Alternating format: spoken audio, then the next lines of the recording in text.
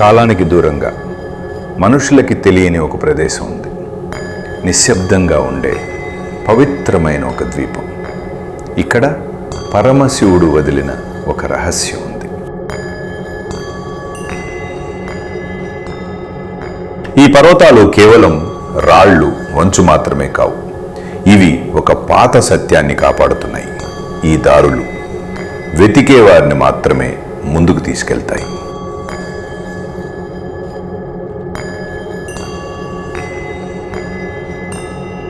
ప్రపంచం నిశ్శబ్దంగా మారితే అడవి మాట్లాడుతుంది. పదాలతో కాదు, అనుభూతిగా. ప్రతి అడుగు మనల్ని ముందుకు తీసుకెళ్తుంది. ఈ అడవిలో ఒక కాపలాదారున్నాడు. నంది ఎప్పుడూ గమనిస్తూ ఉండే రక్షకుడు. అతను కాపాడేది అర్హత లేని వాళ్ళ నుండి.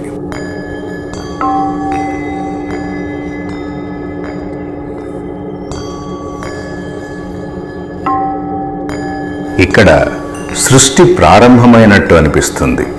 శక్తి ఇక్కడ నెమ్మదిగా వెలుగుతుంది. ఇది ఒక ప్రదేశం కాదు, ఒక అనుభూతి.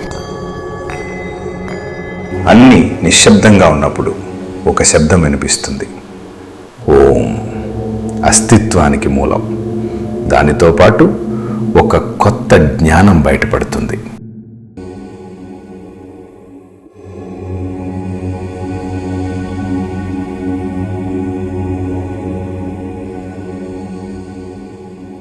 ఇది శక్తి కోసం కాదు, అధికారానికి కూడా కాదు. ఇది ఒక నిజం, స్వచ్ఛమైన సత్యం. దాన్ని అర్థం చేసుకునే వారికి మాత్రమే తెలుస్తుంది.